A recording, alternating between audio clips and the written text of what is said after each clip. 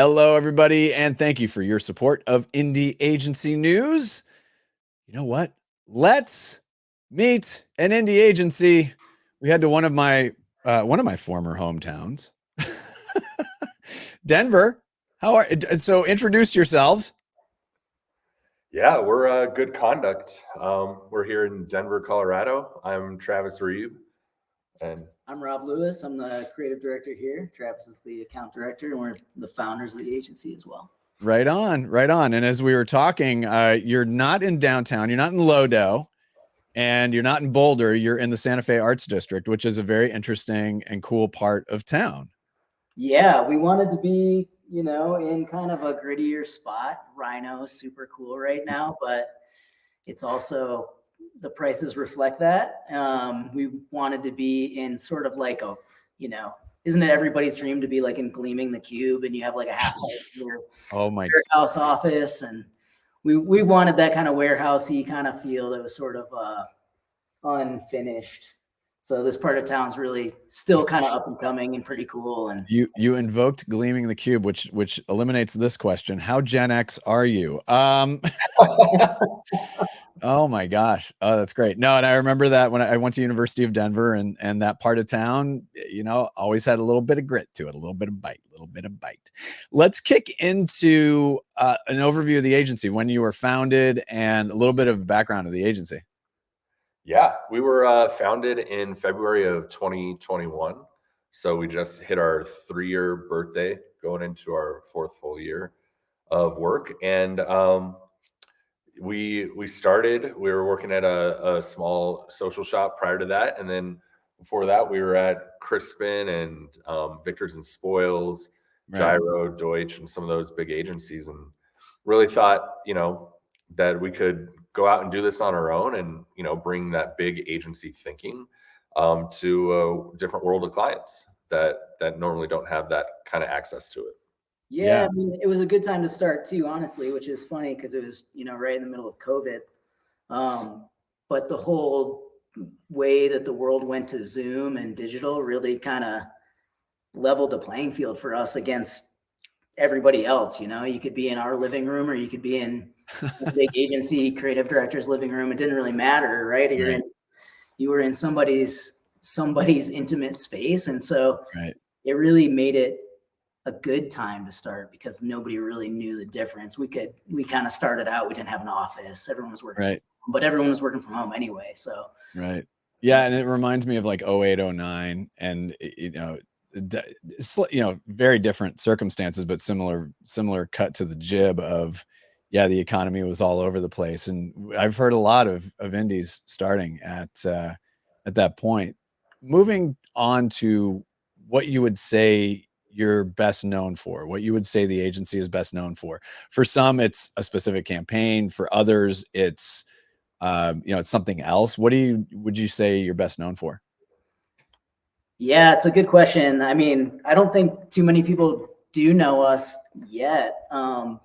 In town, I think the most known piece of work we've done is probably for Lumen Skincare, and it was it was a good brand for us. It's like right in our wheelhouse because they were really trying to kind of change the way people think or men think about skincare. So it's kind of it had a point of differentiation. It had a point of view, and that's really what we try to do. And it was their first work coming out of being like a DTC brand. So it was like they were a young brand. They were sort of like hadn't done brand. They're performance marketers. Yeah, they're performance marketers. They hadn't really done brand before, and so we really helped them get over that hump and do something in the brand world. And it had just like kind of a tonality and a good enemy, and it was like a rich piece of creative work. So I think around town, people know us for that, and it did get a fair amount of decent press when it came out a couple of years ago.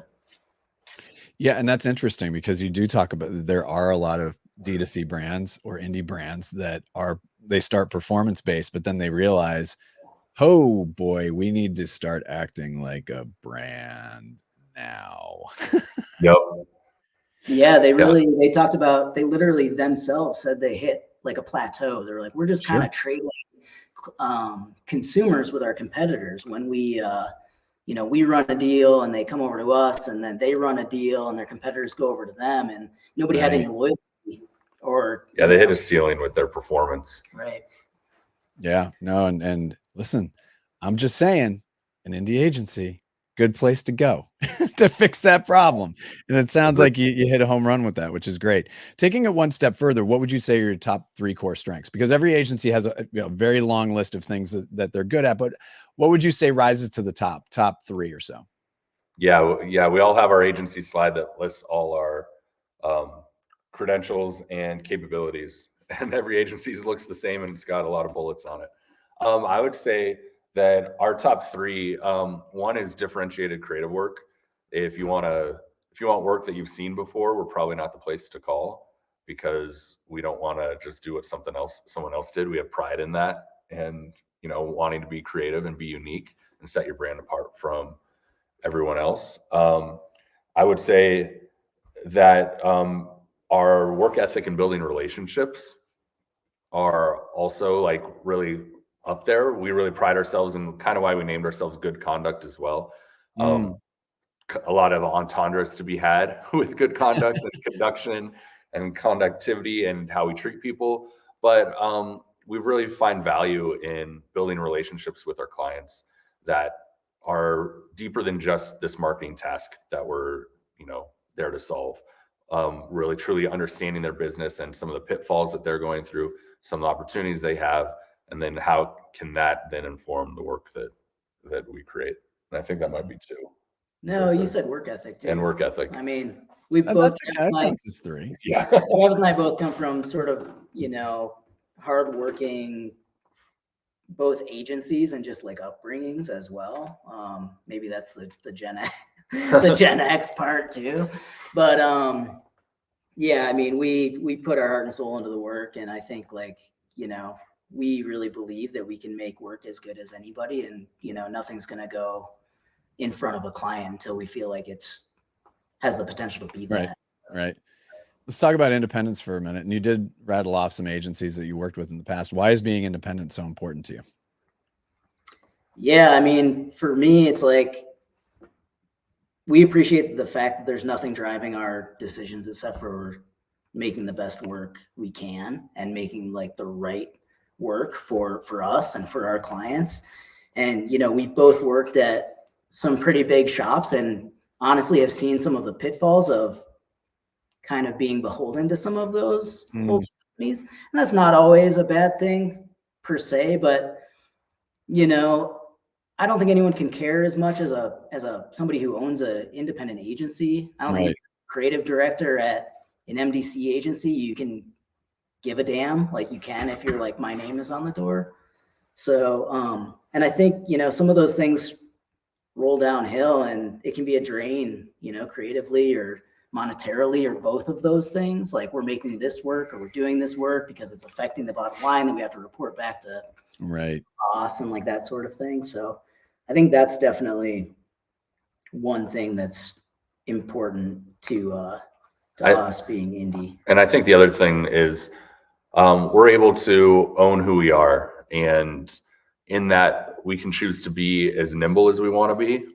And like, that's not saying we don't want to be nimble. We like to be nimble because you want to get stuff done. And, we've all worked in places where you present work for a year and a half and you never actually make anything. And so we like to make the work, and being independent allows us to be nimble, allows us to, do stuff on a budget that might be less than what we would normally, or what we'd even like to be on. But sometimes those are the client realities. And because we're indie, we can make those decisions and see what's a good opportunity, because we're going to make great work, or what's going to help the client. And you have great examples of that. I mean, already you have great examples of there's value in working on those types of projects because they can lead to other things. Exactly. 100%. We literally did a project not too long ago. I won't name names, but we just spent all the money. We're just like, we don't even, it's not even worth it for us to keep some of this. We just need to make the best thing possible. Yeah. It us more than like the whatever small amount of chump change that we'll end up with. So we're just like, screw it. We'll spend it all. Let's see if we can make something good, and use that to leverage into like, hey, look what we can make Yep.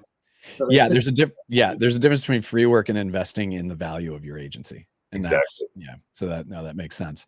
Yeah, again, great example with your client there.